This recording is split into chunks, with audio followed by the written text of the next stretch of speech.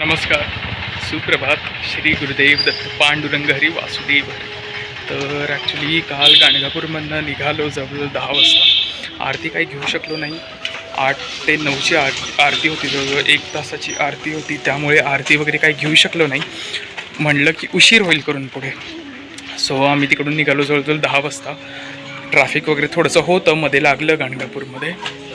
आणि मग तिकडून निघालो. तेव्हापासूनच तिकडे पाऊस म्हणजे जोरात, इट वॉज हेविली रेनिंग. पाऊस वगैरे यायला लागला आणि विजा वगैरे सगळं चमकत होत्या. सो वी वर लाईक की म्हणजे थोडीशी रिस्क होती आणि रात्रीचा अंधार वगैरे सगळा होता. सो वी वर लाईक की थांबूया आपण.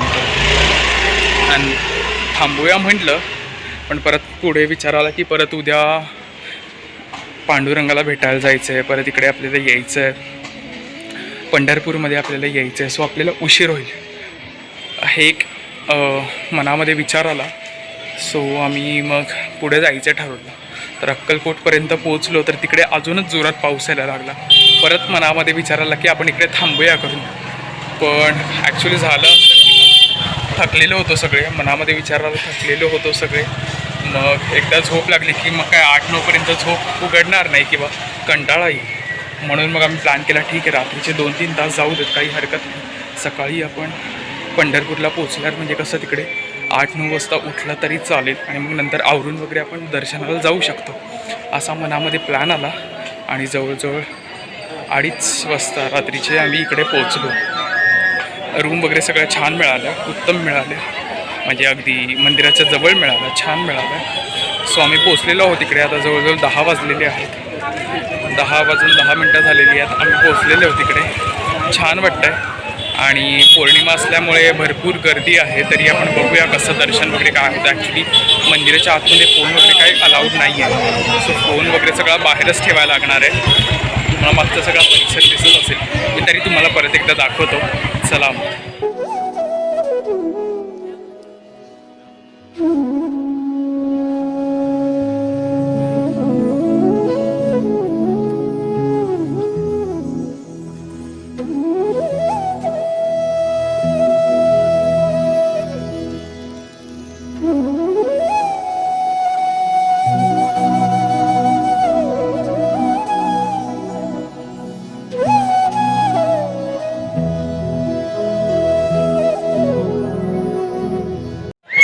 सगळा परिसर आहे, छान वाटतंय.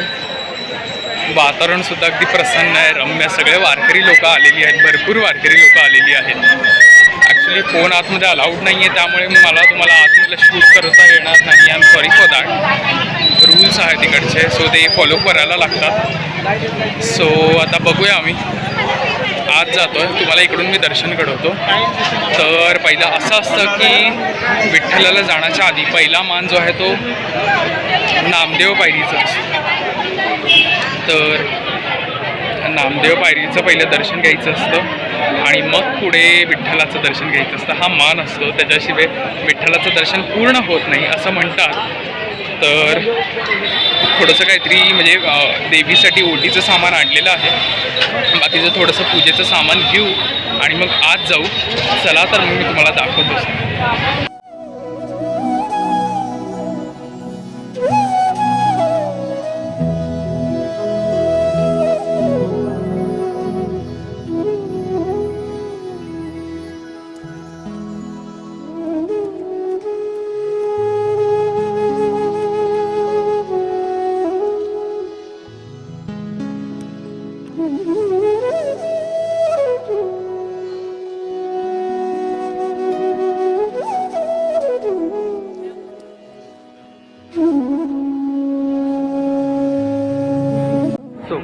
आता नाश्ता वगैरे सगळा केला, चहा पिला आणि आता रांगेमध्ये उभे राहणार आहोत.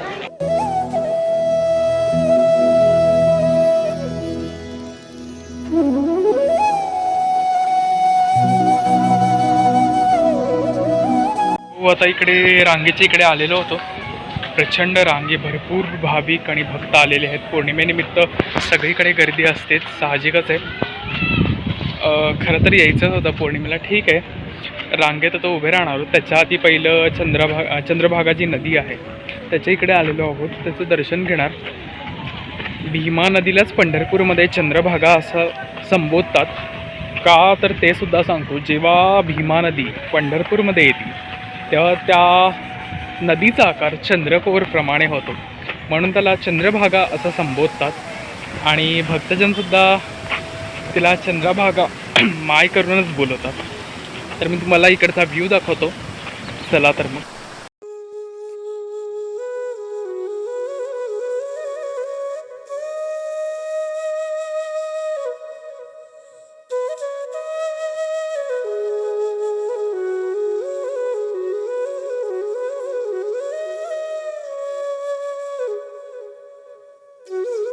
तर मग आता नदीमध्ये काही ग्रंथ विसर्जन करायचे, माळ विसर्जन करायचे आणि काही मूर्त्या आहेत त्या विसर्जन करायच्यात. आता आंघोळ करणं तर प्रत्येक ठिकाणी शक्य नाही आहे, प्रत्येक नदी पवित्र आहे, आंघोळ करणं सगळीकडे शक्य नाही आहे. हातपाय तोंड धुवून मग रांगेत आम्ही उभं राहणार, कारण की विठ्ठलाचं दर्शन घेण्याच्या आधी चंद्रभागेचं दर्शन घेणं आवश्यक असतं. चंद्रभागेमध्ये लोक स्नान करतात, पण प्रत्येकालाच तसं जमेल असं नाही. तर मग आता चंद्रभागेचं दर्शन घेणार, थोडेसे हातपाय धुणार आणि मग परत रांगेमध्ये उभं राहणार.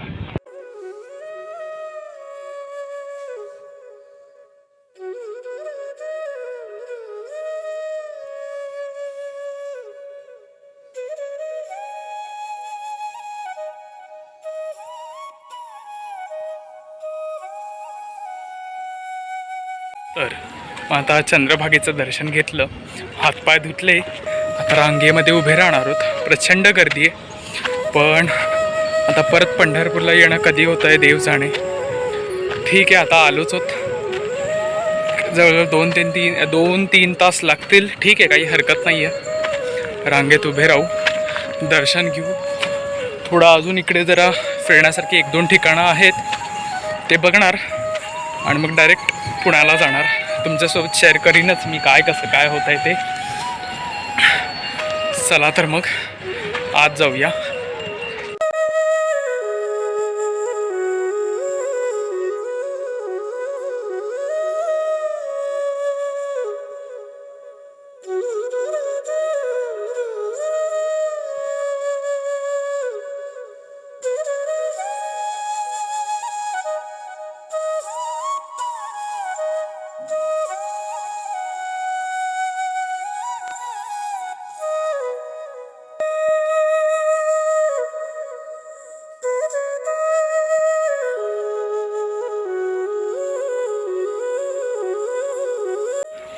मंदिरात खरं तर गेलो होतो विठ्ठलाच्या, लाईन खूप होती, जवळजवळ 5 ते 6 तास सांगितलेले, म्हणून काय तिकडे जाणं शक्य झालं नाही.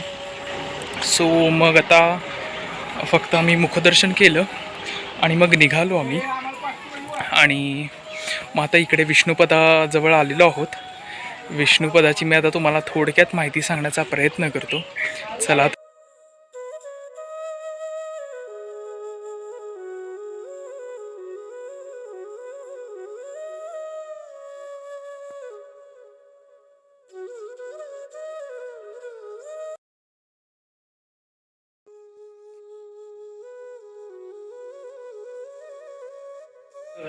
आत्ता इकडे जनाबाईचं मंदिर आहे सर्वात प्रथम विष्णुपदाच्या अलीकडे.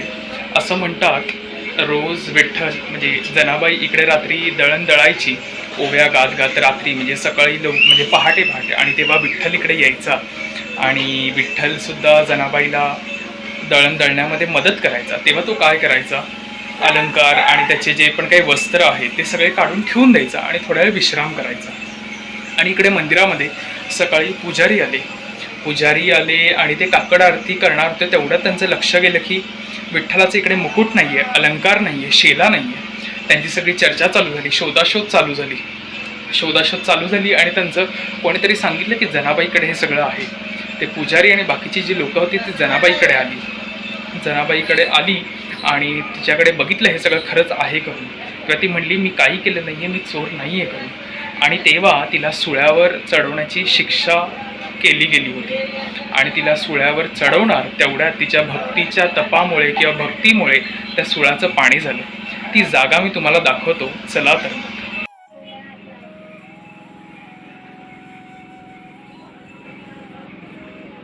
सो आत्ता मी तुम्हाला ती जागा दाखवली, तीच ती जागा जिकडे जनाबाईला सुळ्यावर चढवण्याची शिक्षा जाहीर केली होती, पण जनाबाईच्या तपामुळे किंवा भक्तीमुळे ते तिकडे पाणी झालं.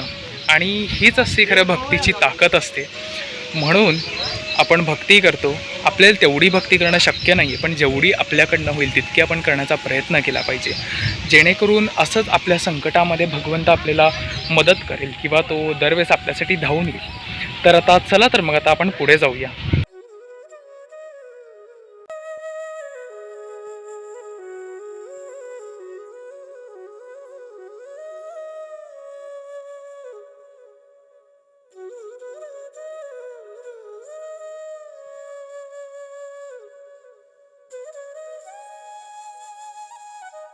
तर आत्ता आपण आलेलो आहोत विष्णुपदावर. विष्णुपद आणि गोपाळपूर जे आहे तो पंढरपूरचा एक अविभाज्य भाग आहे. तो कधीही वेगळा होऊ शकत नाही. इकडे श्रीहरींनी भरपूर लीला केलेल्या आहेत. तर ह्याची अगदी छोटीशी तुम्हाला गोष्ट सांगण्याचा मी प्रयत्न करतो.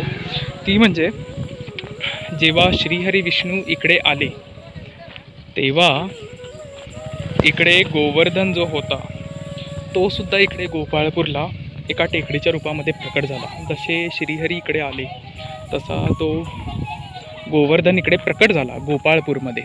तिकडे श्रीहरी, त्याच्यानंतर गोपाळ, गोप गोपिया, त्याच्यानंतर गाई गोरं सगळे जायचे तिकडे, चरायला जायचे. आणि श्रीहरी आणि बाकीचे त्यांचे मित्रपरिवार जो होता तो सुद्धा तिकडे चरायला जायचा. आणि तिकडे म्हणजे गायींना चरण्यासाठी घेऊन जायचे तिकडे. आणि तिकडून आल्यानंतर थकून आल्यानंतर ते इकडे विष्णुपद जो होता तिकडे विश्राम करायचे. त्याच्यानंतर इकडे गोपाळकाला करायचे, दहीहंडी करायचे. इकडे त्याच्यानंतर दूध, दही, लोणी, त्याच्यानंतर पोहे, चुरमुरे असा ह्याचा काला करायचे. ह्यांची आता आपण जर आतमध्ये गेलो तर इकडे आपल्याला प्रत्येक गोष्टीची चिन्ह सापडतात. ती म्हणजे वाटी, भांडी, त्याच्यानंतर गाय जे आहे त्यांची जी पावलं असतात, पद्म असतात, त्यांची आपल्याला चिन्ह इकडे सापडतात. आणि प्रत्येक गोष्टीचे साक्षीदार म्हणजे नारद मुनी, त्यांचंसुद्धा इकडे मंदिर आहे. तर इकडे ते पद्मासन अवस्थेमध्ये बसलेले आहेत, म्हणजे अगदी शांत अवस्थेमध्ये ते इकडे बसलेले आहेत. त्यांचंसुद्धा मी तुम्हाला मंदिर दाखवतो. मी पाण्याच्या खाली गेलेले जवळजवळ. आता तिकडून ते इथपर्यंत म्हणजे विष्णुपदापर्यंत या भीमा नदीला चंद्रभागा म्हणतात. म्हणजे हा चंद्रासारखा आकार इथपर्यंत दिसतो. आणि आता जर तुम्हाला मी समोर पहिलं दाखवतो बघा, गोपाळपूरपासून म्हणजे त्या साईडला तिकडे आता जसं गोवर्धन आला तशी यमुनासुद्धा आली. यमुनेनी नाव धारण केलं ते म्हणजे पुष्पावती. आणि तिकडे पुष्पावती आणि भीमाचा संगम होतो गोपाळपूरच्या इकडे. तिकडे संगमस्थानसुद्धा आहे, संगमधामसुद्धा आहे तिकडे. तर तिकडेसुद्धा लोक अवश्य जातात. तर आता तुम्हाला इकडे मागे दिसत असेल, तर ते आहे नारद मुनींचं मंदिर. सदा ते तिकडे असतात, म्हणजे अवश्य तिकडे जेव्हा जेव्हा गोपाळकाला होतो. आता तुम्हाला वाटत असेल गोपाळकाला एकदा होऊन गेला असेल, पण तसं नाही आहे. हा गोपाळकाला प्रत्येक वेळेस प्रत्येक दिवशी इकडे होत असतो आणि त्याचे साक्षीदार इकडे नारद मुनी म्हणून आहेत. तर आता श्रीमद भागवतामध्ये सांगितलेले आहेत की 12 महाजन. आता हे 12 महाजन म्हणजे कोण? तर हे 12 महाजन अर्थात ज्यांच्याकडनं आपल्याला अध्यात्म शिकण्याची प्रेरणा मिळते, ज्यांच्याकडनं आपल्याला अध्यात्मामध्ये प्रगती कशी करायची, त्याच्यावर पाऊल कसे टाकायचे, एक एक पाऊलं कशी पुढे टाकायची ह्याच्याबद्दल आपल्याला कळतं. आणि त्यांच्यावर आपण डोळे मिटून अगदी विश्वास ठेवून आपण अध्यात्माकडे वाटचाल करू शकतो. असे हे 12 महाजन श्रीमद भागवतात सांगितले. तर प्रत्येक गोष्टीचे साक्षीदार आहेत नारद मुनी. जेव्हा जेव्हा गोपाळकाला होतो तेव्हा तेव्हा ते हे बघतात आणि हे त्यांचे साक्षीदार आहेत. तर आता आपण आतमध्ये जाऊया. इकडे विष्णूंची, विठ्ठलाची पावलं आहेत, गोमातेची चिन्ह आहेत आणि ताटली, वाट्या जे आहेत त्यांचेसुद्धा चिन्ह आहेत. मी तुम्हाला ते दाखवण्याचा प्रयत्न करतो. चला.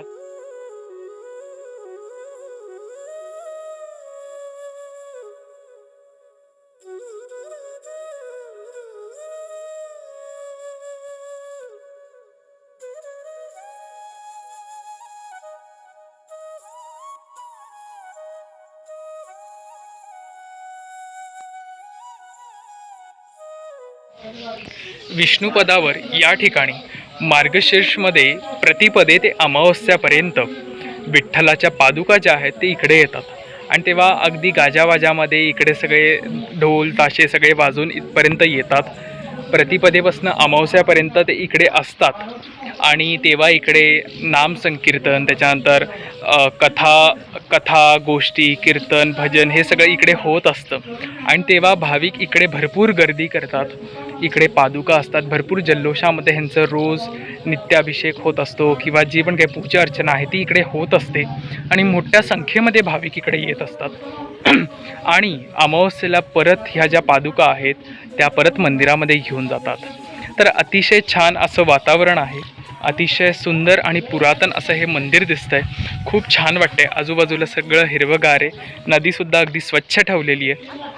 आणि इकडे जे मासे आहेत असं म्हणतात, इकडे जे मासे आहेत ते अगदी पवित्र आणि दैवी असे मासे आहेत. साक्षात देव आणि देवता इकडे या माशांच्या रूपामध्ये आलेले आहेत आणि दररोज ते श्रीहरींचं दर्शन करण्यासाठी लालायित असतात किंवा लालसलेले असतात असं म्हणतात.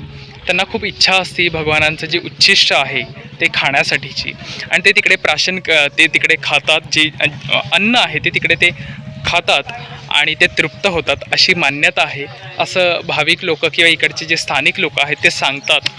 खूप छान वाटलं हे सगळं ऐकून खरं तर खरंच. आणि इकडे गोपद्म आणि श्रीकृष्णाची आणि पांडुरंगाची जे चरण आहेत, चरणचिन्ह जे आहेत ते बघून खरंच खूप छान वाटलं. म्हणजे भगवंतासाठी शिळा किंवा दगडंसुद्धा अगदी मृदू होतात, त्यांचा स्वभाव जो आहे तो मृदू करतात. खरंच म्हणजे त्या भगवंताकडे किती शक्ती असेल, किती दैवित्व असेल ह्याचा विचार आपण या अगदी छोट्या छोट्या गोष्टींवरनं करू शकतो. तर एवढंच मला तुम्हाला सांगायचं होतं. ओके दे. तर आता मागे जे ते मंदिर आहे ते नारद मुनींचं मंदिर आहे.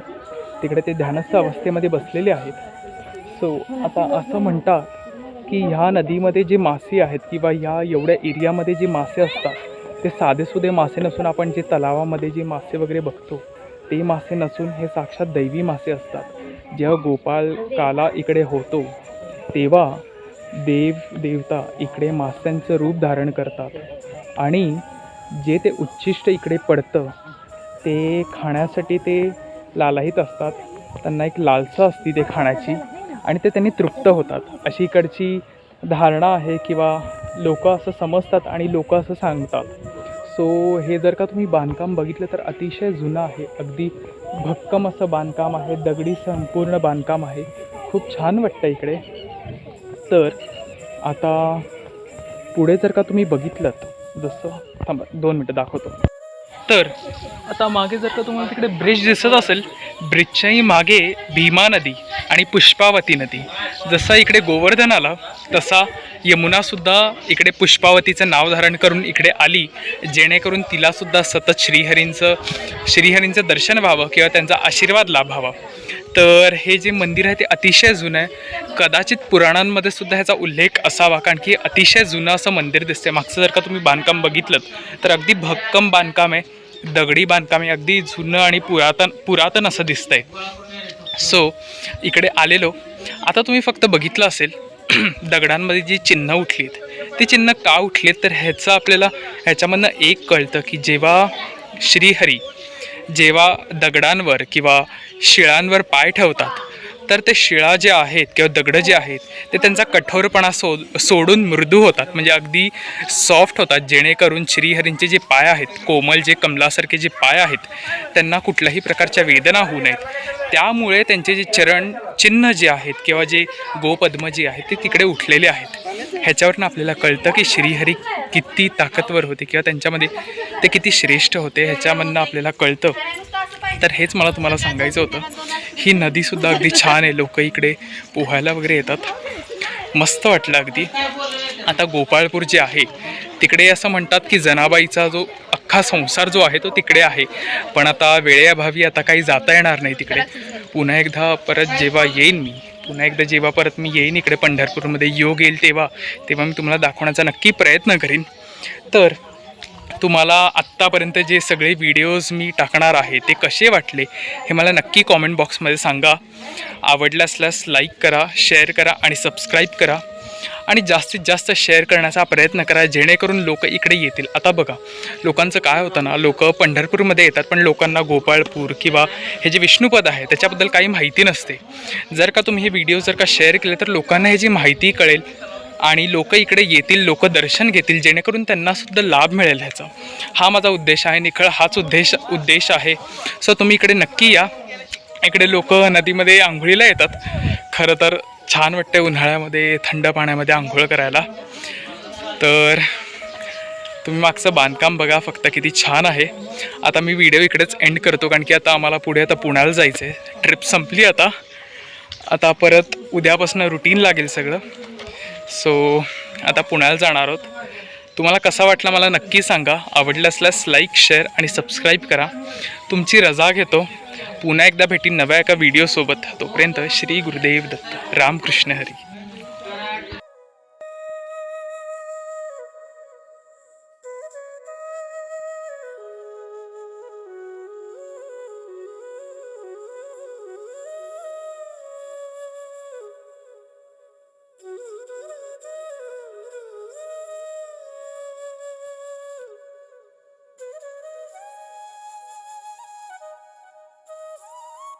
गोविंदा गोविंदा